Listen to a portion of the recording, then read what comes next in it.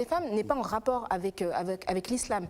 Donc ça montre bien que la question et la notion de civilisation qui a été invoquée, civilisation occidentale ou civilisation musulmane, ne fonctionne pas. L'Afghanistan est un contexte très particulier.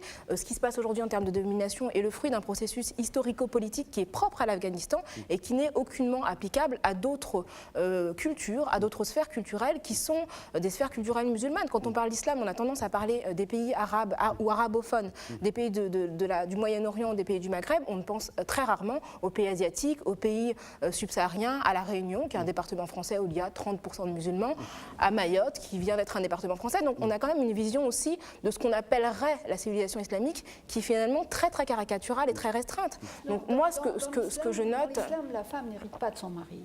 Mais peu importe finalement, la question, c'est pas la question. Moi, je ne me fais pas du tout théologienne. Finalement, c'est pas la question. Moi, ce que je trouve intéressant, c'est que les Afghanes, finalement, elles sont seules. Elles ont décidé de manifester, de dire non, nous considérons que ce qui est fait est injuste. Et quelle que soit la norme, qu'elle soit religieuse ou qu'elle soit politique ou législative, nous, c'est une norme avec laquelle nous sommes en désaccord. Donc les femmes, finalement, où qu'elles soient, et quelle que soit leur culture, sont capables de se révolter. Oui, la seule chose, la différence, on ne fait pas une analyse de la civilisation. On a laissé tomber. On fait des analyses beaucoup plus précises. Il faut savoir quand même que dans les pays qui font référence à leur origine musulmane, et ils sont pratiquement nombreux, jusqu'à la Tunisie qui avait adopté un code de statut personnel très avancé par rapport à l'égalité des hommes et des femmes. Bourguiba lui-même s'est référé à l'islam en disant qu'il avait remis en marche l'ijtihad. On se rappelle du discours de Bourguiba qui avait été accusé par tous les imams de son pays d'avoir trahi la religion et il s'est remis dans le giron de la religion. Donc il faut bien savoir que parler de l'islam, pour nous, c'est extrêmement important, parce que ça reste une source de droit important. Aujourd'hui, en Tunisie, circule un projet de constitution que Ennahda, évidemment, ne dit pas, ne revendique pas. C'est le parti islamiste qui a gagné les élections législatives. Mais l'article 10 de ce projet de constitution dit que la source du droit tunisien doit être la charia. Donc il ne faut pas prendre à la légère le terme de charia, le terme de l'islam. Et dans la religion musulmane, il y a beaucoup d'inégalités entre les hommes et les femmes que l'on n'arrive pas à dépasser. Ça justifie donc un discours d'opposition à ce type de tendance et de dire finalement ce sont des sociétés qui contribuent à la régression de la situation de la femme. Nous sommes très opposés. Tout à l'heure, on a essayé de parler de civilisation, de différence. Je dirais qu'il y a une grande différence entre des pays comme l'Occident qui se sont complètement sécularisés. C'est pas un pays l'Occident. La région, je parle de l'Europe, qui sont des régions sécularisées. Et vous vous définissez en tant qu'occidentale ou en tant que... Moi, je suis algérienne. Alors le Maghreb, c'est plutôt en Occident, non ? À moins que l'Occident soit réservé aux Occidentaux. À moins que l'Occident soit réservé aux Occidentaux. Je voulais juste réagir sur 3 points. Je reviens de Tunisie et je vous prie de croire que non seulement la situation est extrêmement compliquée, mais qu'elle n'est certainement pas à l'avantage de ce qu'ils appellent là-bas, dans ce pays, les forces progressistes, les forces laïques, les forces politiques dites de gauche. Oui, on a vu les résultats des élections. Dans ces forces progressistes, bien évidemment, vous avez aux avant-postes les intellectuels, les artistes, les femmes, qu'elles soient militantes ou pas militantes d'ailleurs. Oui, osez dire féministes. Et les femmes-là. Non, excusez-moi, je reviens de Tunisie, c'est pas comme ça qu'elles se qualifient. C'est pas comme ça qu'elles se qualifient. C'est des associations féminines. Très rares sont les femmes tunisiennes qui se qualifient de féministes. Je suis en train de dénoncer des collectifs qui, pour la première fois, ont extrêmement peur à la fois du présent et de l'avenir. Et ce sont les femmes, les intellectuels, les artistes qui sont les premières cibles des mouvements islamistes et en particulier des mouvements djihadistes. Salafistes. Donc peu importe féministes, pas féministes, sont des femmes, ce sont des femmes, elles craignent qu'elles soient militantes ou qu'elles ne soient pas militantes. Voilà. Non, il y a une association qui s'appelle l'Association des femmes démocratiques tunisiennes, avec qui je travaille beaucoup, et qui est composée de féministes. Oui, mais vous admettrez que c'est l'opposition interne, et finalement, ce sont les Tunisiens qui vont finir... Alors, Isabelle Alonso va réagir là-dessus. Voilà, c'est très important de dire que même si une femme ne se qualifie pas elle-même de féministe, elle peut avoir de très solides raisons de ne pas le faire. Même ici en France, il y a très peu de femmes qui disent ouvertement « je suis féministe » parce que dès qu'on a dit ça, tout le monde entend oh, « elle est contre les hommes », je ne sais pas quoi, enfin bref, il y a cette connotation qui fait...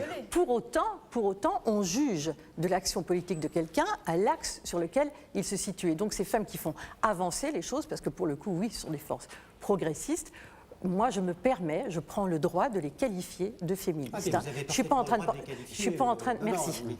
Donc, c'est ce que je voulais dire. C'est parce que souvent, on tourne autour du pot et on n'ose pas. Bon, ben voilà, elles sont féministes. Alors moi, ce que je voudrais dire... Je voudrais finir ma phrase parce que moi... Isabelle Alonso termine et puis chacun aura la parole. J'ai attendu assez patiemment que les autres aient terminé leur phrase. Donc, je voulais juste dire une chose, c'est que le salut des femmes passe bien évidemment par la laïcité. En ce qui me concerne, je suis athée. Je m'en fous de la religion, ça ne fait pas partie de mon paysage mental. Mais je dis que dès qu'un mouvement politique, quel qu'il soit, se réfère à la religion, les femmes peuvent commencer à se faire du souci. Que ce soit l'islam, la religion chrétienne, les catholiques, le Vatican, que ce soit les radicaux juifs en Israël maintenant qui sont pour que les femmes et les hommes marchent sur des trottoirs différents, etc. Il n'y en a pas une pour attraper l'autre quand la religion est instrumentalisée par les ennemis de la liberté des femmes. Donc notre salut à nous, il est dans la laïcité et dans la religion d'un côté, dans l'intimité des gens, très bien, mais dans la vie politique, la religion n'a rien à faire, mais rien. Et surtout, pour les femmes. C'est vraiment juste une précision par rapport à ce que vous disiez. Je pense qu'il est impératif de réfléchir au statut de la religion pour des sociétés qui ont mis au principe du gouvernement des hommes et des femmes. C'est la religion par rapport à la sphère publique et à la politique. La religion, ça me semble extrêmement important de redéfinir le poids, l'importance, le rôle de la religion à la fois dans l'espace public et dans l'espace privé. Et enfin, à mes yeux, d'où l'importance, en redéfinissant bien évidemment le statut de la religion, c'est de définir, et non pas de redéfinir par exemple pour les pays arabo-musulmans, de définir la place et le statut de la laïcité. Bon, donc de la liberté d'expression. Ça, c'est le premier point. Le deuxième, la liberté de conscience. Mais bien sûr, mais ça va, à mon avis, c'est consubstantiel. Vous ne pouvez pas parler de religion sans parler de laïcité sans parler de religion, de liberté de conscience, de l'espace public, de l'élargissement des droits individuels, etc. Je voudrais... alors, c'est vrai que les Afghanes luttent dans leur pays et on sait avec quelles difficultés elles luttent. Mais je pense qu'il ne faut jamais cesser de mobiliser ce que l'on appelle couramment l'opinion publique internationale. Et le système de solidarité internationale est absolument décisif pour ces femmes, car c'est le seul moyen de faire sortir leur combat, les justifications... À condition qu'ils soient sincères et sans arrière-pensée. Non, mais il n'y a pas de lutte. Enfin, je ne pense pas, sauf si on tombe dans la politique politicienne. Mais là, je pense que... Oui, mais enfin, on est quand même en plein débat politique et les femmes sont au cœur. Qu'aimeriez-vous entendre, Rokhaya Diallo, dans le discours politique qui concerne les femmes à la veille d'une échéance qui est vraiment une action d'ampleur nationale, en tout cas sur le plan de la France, qui soit menée en faveur des femmes. Moi, ce que je déplore, c'est que souvent, il y a un féminisme de circonstance. C'est-à-dire que quand on interpelle sur la situation des Afghanes, c'est souvent fait avec des arrière-pensées, avec des intentions qui sont politiciennes et qui n'ont pas vocation véritablement à libérer les femmes. On a en France des hommes politiques qui, tout d'un coup, se retrouvent à se considérer comme étant féministes, alors que ce sont les mêmes qui vont voter, quelques années avant, contre la réforme de l'IVG. Donc, ce féminisme circonstanciel est complètement contre-productif au regard du droit des femmes. Et je crois que le sexisme doit être regardé comme quelque chose de global et on ne doit pas considérer que seules certaines femmes sont à sauver parce que toutes les femmes françaises sont aujourd'hui victimes de l'oppression sexiste, de la domination masculine. Évidemment, c'est le cas aussi de toutes les femmes dans le monde, mais on ne doit pas s'exclure de cette vision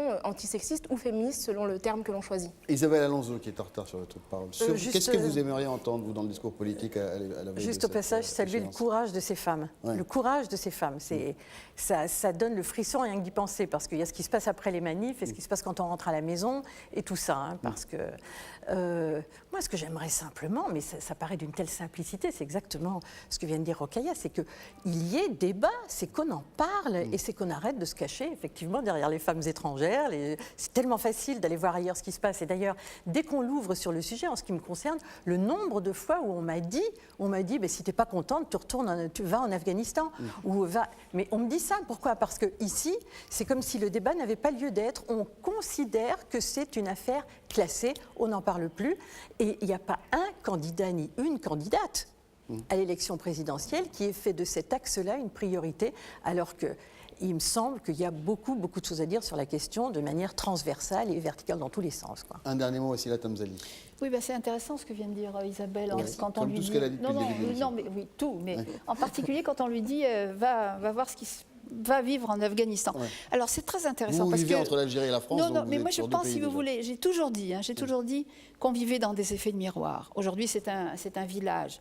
Et que d'avoir ici en France tellement été laxiste avec l'islam et avec ce que l'islam promet pour les femmes, n'est-ce pas, qu'évidemment, il y a une retombée aujourd'hui sur la société française.